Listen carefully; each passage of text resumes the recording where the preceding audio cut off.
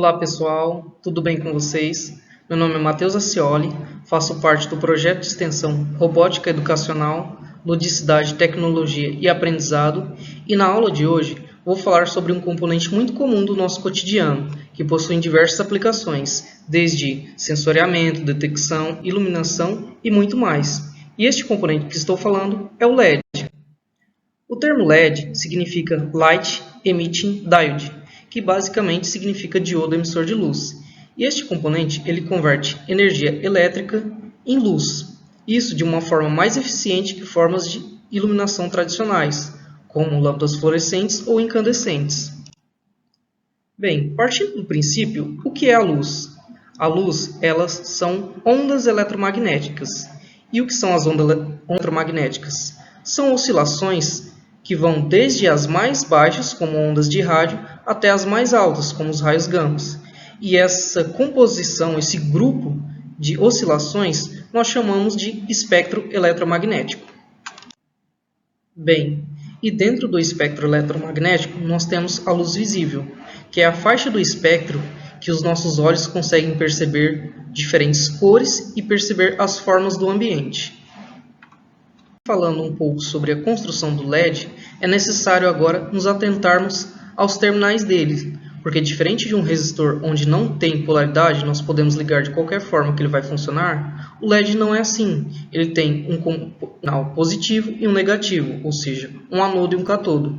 E como mostrado pela figura, é possível perceber que temos, por exemplo, um chanfro numa lateral do LED. Isso indica que aquele é o lado negativo. Ou ainda, se observarmos os terminais, nós temos um maior e um menor, sendo que o maior é o positivo e o menor é o negativo.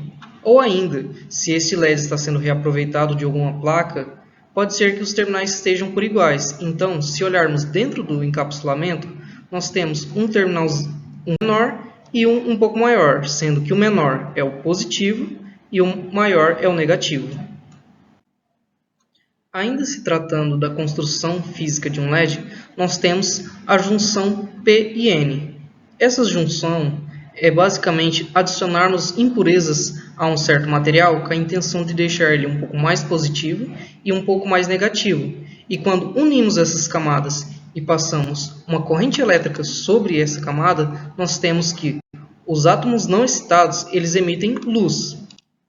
E essa luz ela depende de qual impureza nós estamos adicionando. Por exemplo, para a cor vermelho, se adicionarmos acianeto de galho e alumínio, nós temos essa cor emitida.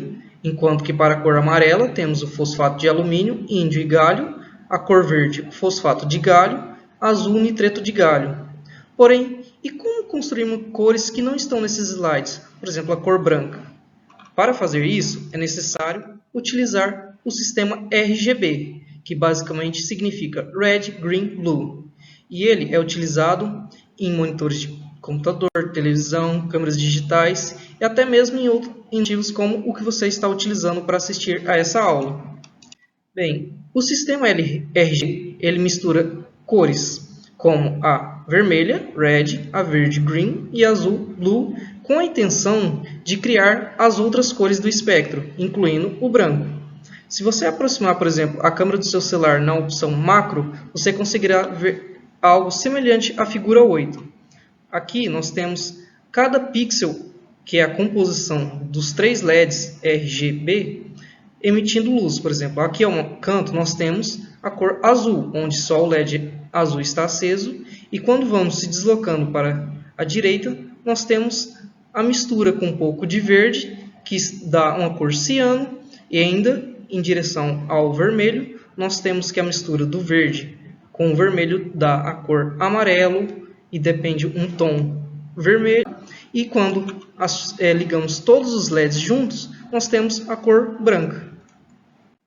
Bem, agora em relação à aula de hoje, nós temos o seguinte código, que será utilizado para controlar um LED.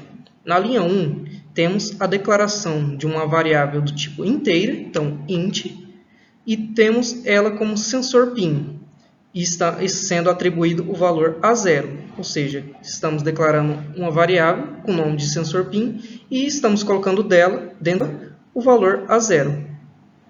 Na linha 3, estamos declarando uma nova variável com o nome LED PIN, que também é do tipo inteiro, estamos atribuindo para ela o valor 13. Na linha 4, estamos declarando uma nova variável chamada sensor valor e estamos atribuindo para ela 0.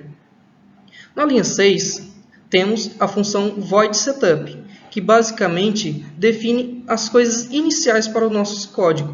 Por exemplo, a função pinMode, que ela diz para o nosso Arduino como vai se comportar determinado pino. Então, ou seja, o LED pin, no caso o pino 13, será uma saída, e portanto output. E isso vai ser realizado apenas uma vez no nosso código. Na sequência, temos a função voidLoop na linha 11. Ela é responsável por garantir que o nosso código repita infinitamente. Então, ou seja, na linha 12 temos sensor valor e a função analogRead. A função analogRead ela faz uma leitura analógica. E essa leitura analógica é do sensor PIN, que no caso A0.